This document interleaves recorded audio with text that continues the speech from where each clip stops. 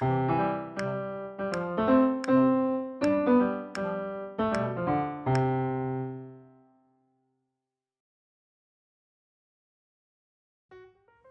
my name is Joe Mosheri with the Equipment Center, here for another tutorial video, this time on the Sony FS5, which is being paired with the Zeiss Milvus Prime package and the Pix-E5 video devices monitor.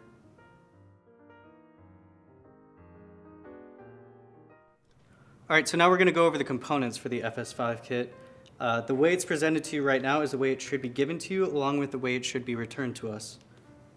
So let's start with the FS5 first. Right here it has the top rails along with the bottom bracket right here that comes in 3 parts.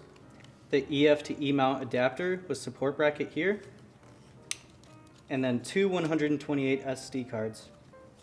And it should fit right in its spot right there. Now over here we have the mat box with universal donut and attachments here. And down below there are 2 15mm rails included. And those should fit right into the corner there as the mat box falls on top of it, but not with this part on top, with it on bottom. Then over here in the Zacuto case right here is the Sony monitor. Right below that is the top handle, which should be noted that the mic stand should be facing up so that there's no pressure onto it once it's put back in there. Now over here we have the battery charger, follow focus, 3 batteries are included, and then a Noga arm if you want to add any accessories or a Pix-E5 monitor, which I'll be showing you later. And then up in this little cubby right here, there's a whole bunch of goodies such as a whip, other power controls, and then if you're ever confused about any items that are included, there's a full list here, or you could call us for more information. All right, now let's move on to the build.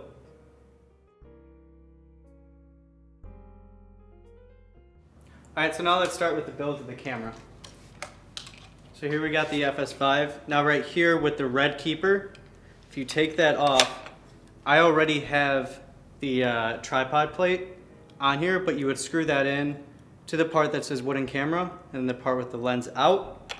You just slide it into the grooves like so, tighten it, and then you're onto the tripod. So next I'll grab the top handle and I'll put the monitor on right after that. So top handle goes on just like that. They are spring screws, so you just screw that in there while pushing down. And there you go. Now for the monitor, there are a bunch of different ways you can mount this here. You could twist and turn this about any way you need it to. So now we have screws all over here on the top plate, even on the top handle on this side, and then there's one on the other side as well. If you really wanted to, you could even screw it down here. It's all about your preference with this camera, but for now I'll put it right up front, which is normally where I would put mine, or even on the back part of the top handle.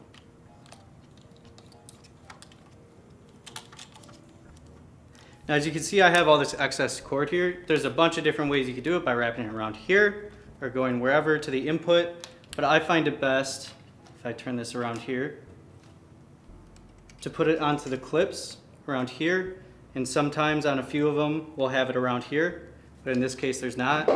But right here is where the LCD gets plugged in, and so you have to make sure that the arrow here is pointed out, and if you're not 100% sure if it's not fitting still, make sure that these 2 parts telling you to squeeze in here are also facing out with the arrow. Then once you're there, you open this up, put it in until you hear a soft click. Make sure you don't force it too hard. All right, so now you got the monitor and the camera on here along with the top handle. So next, I'll grab the rails right under the mat box, put those in.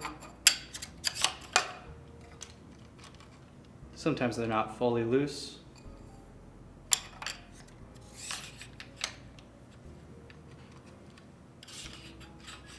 Here we go, make sure those are level and tighten them in.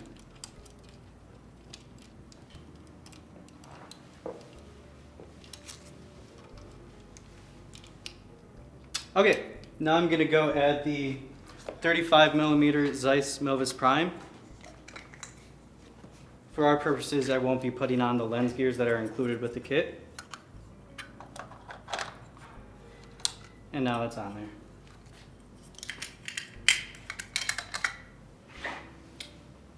Alright, now I won't be putting this on just because I don't have the lens gears on, but if you wanted to use our follow focus, make sure this is loose, slide that in, pull this out, and put it into your desired area until it's locked into place.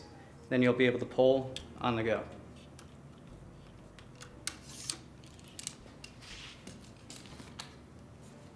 So here with the universal donut, pretty much all you have to do as you slide it onto these bottom rails is just stretch it open so that it fits over the lens, and make sure that you don't get any fingerprints on the lens while you're doing this. So I'll get it pretty close, try and stretch my hands around the lens here.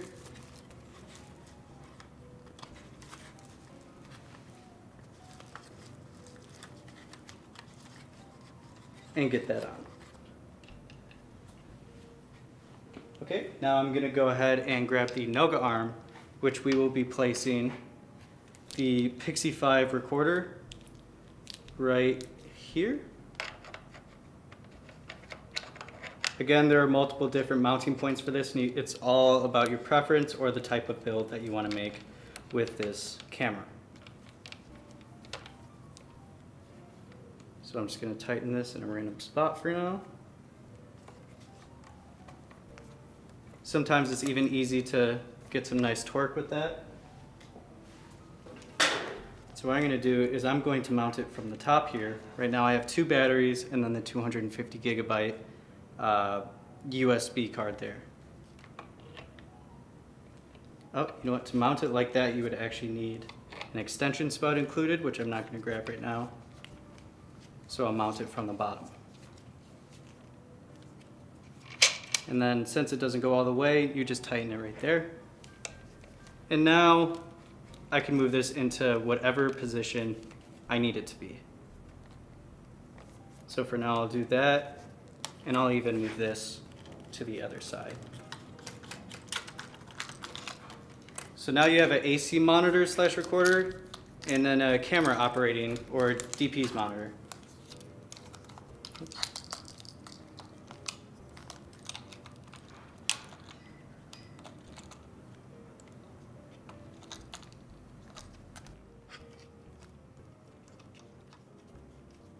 Okay, and then you're able to flip this whatever way and rotate it whatever way you need while the camera is on. Cool. So one of the last things is battery. So the connection is facing down right there with the 5 gold parts right there. Put it into the camera and push down until you hear that click. Then you're good to turn it on. Now let's go into the settings.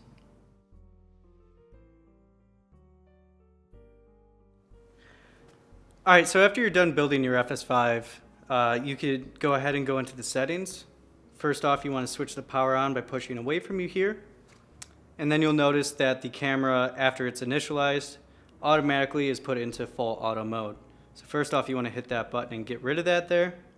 Then next, you'll want to hit the menu button here and use the slot select scroll wheel here and go to rec set. After you're in there, you're able to change your file format. You are able to change your recording format here. And then you're able to make proxies if you're shooting in 2K, 4K, or if you're doing something with RAW, which we have for the Cinema Kit only. If you want to go down here, this is where all your video settings are for sending it out to a monitor or to the Pixie external recorder. If you go down here, that's where you're able to set your audio channels, your limits, mess with your headphone settings, etc. Then down here in display, you're able to get most of your camera tools like histogram, zebra, peaking, marker, etc. Down below that is time code, and down below that is connection settings for controlling with your smartphone and other interesting things included with the FS5. Down below that, you're able to check your status, make camera profiles, And two of the main things that I want to point out within this main system setting is the media format down here, where you're able to format your A and B card, and then scroll all the way down to the bottom to initialize, where you're able to completely format the camera back to factory settings. So we recommend doing both of these things before returning the FS5 to us, just for proficiency and also for taking care of the camera. All right, and then if we go all the way back up to the top here to camera paint, here's where you're able to change your ISO/gain settings, your white balance presets, black balance, and a whole bunch of other stuff, including slow and quick motion, etc.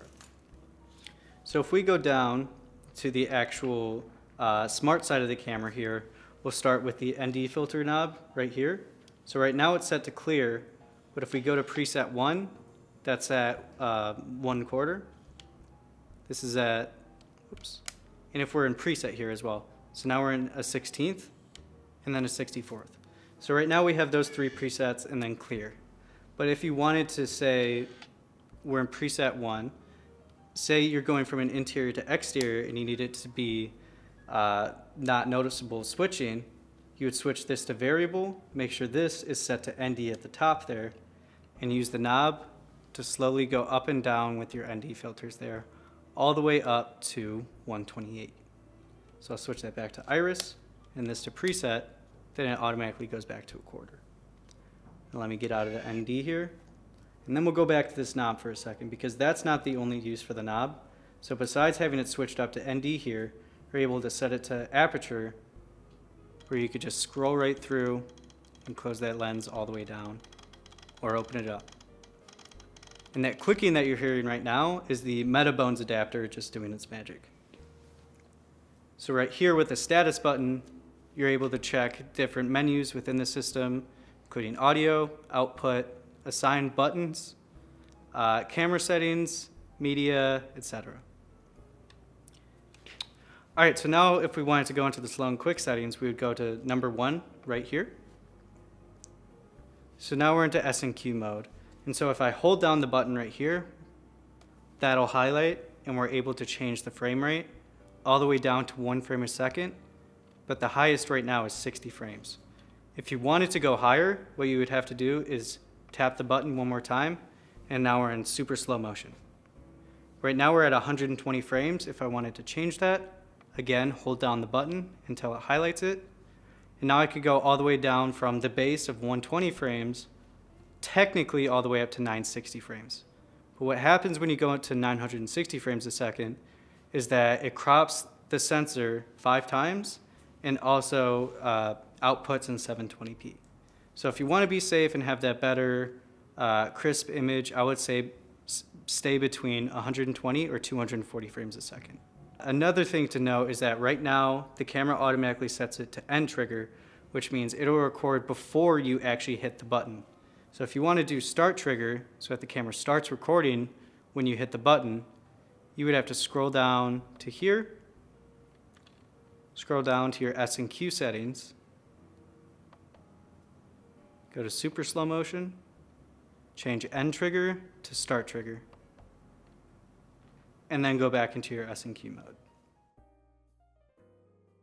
So now if we wanted to go into our picture profiles, we hit button number 2 right here, and boom, that menu pops up. So right now we don't have a picture profile on, but if, say I wanted to use S-Log, I would scroll down, I believe the settings are 7 through 10, are different forms of S-Log. So let's go into 7, scroll down to settings, and now we're into the actual settings of S-Log 2. So here we could actually change it to really whatever we need it to be. There are a whole bunch of different color profiles. Let's stick with 2. And then down here, you're able to change a whole bunch of other stuff in camera instead of in post, if that's what you would prefer. Now, if I scroll down to color mode, this is where you're able to change the white balance within the S-gammas or within S-gamma 3 or S-cine 3. So let's keep that at 43 for now and exit out of picture profiles. So then down here, we have ISO, gain, ISO and gain, white balance, and then the shutter button. Down here are your ISO/gain presets, where you're able to change from 2000.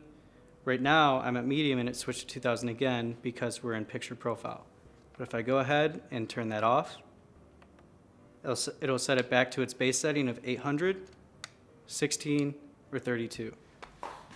So since the base ISO for S-Log is 2000, and we're not able to switch between medium and low here, we have to go into our menu settings, go into ISO set, and then here you're able to change your low, which we'll keep at 2000. We'll change our medium to 3200, and then our high, let's say 5000. So now within S-Log, our low is 2000, our medium is 32, and our high is 5000. And here are your white balance presets as well. And I would say the best way to do white balance within a picture profile is, again, going into the settings and going to your color mode. Now if you wanted to do shutter, you just go ahead and hit that button. It highlights the shutter down here, and you're able to scroll down or up to whatever you need. And then down here are your your audio settings, where you're able to pitch and control your XLR inputs here, and then on the other side of the camera as well. Here we have display, menu, slot select, and thumbnail, where you're able to change the display settings here and show what's present or what's not. Menu to get into the menu, of course. Slot select changes the slot that you're recording to right there in the top right corner. And then thumbnail is where you'd go to play back videos. All right, and that concludes our tutorial on the FS5. If you have any more questions or concerns, please feel free to call the cage or come in person for some one-on-one with the camera. Thanks for watching, and stay tuned for more videos.